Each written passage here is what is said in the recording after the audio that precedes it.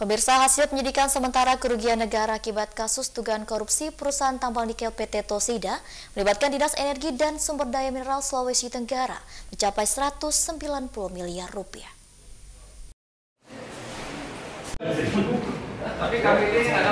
Kerugian negara dalam kasus dugaan korupsi perusahaan tambang nikel PT Tosida di Kabupaten Kolaka kurang lebih 100 miliar rupiah diduga dari pemberian izin usaha pertambangan.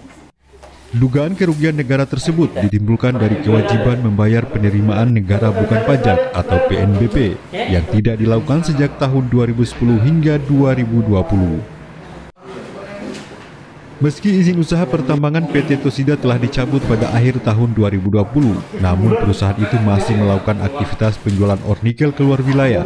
Hingga setelah dihitung, kerugian negara naik mencapai 190 miliar rupiah dari temuan sebelumnya hanya 151 miliar rupiah.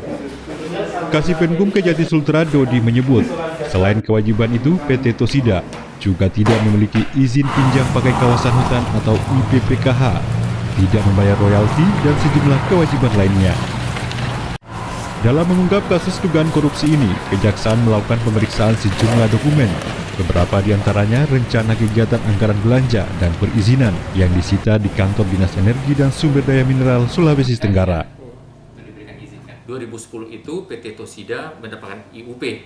Nah, dengan ada IUP tersebut, PT Tosida ini mempunyai kewajiban, di antaranya harus membayar PNBP PKH, royalti, kemudian dana program pemberdayaan masyarakat dan CSR.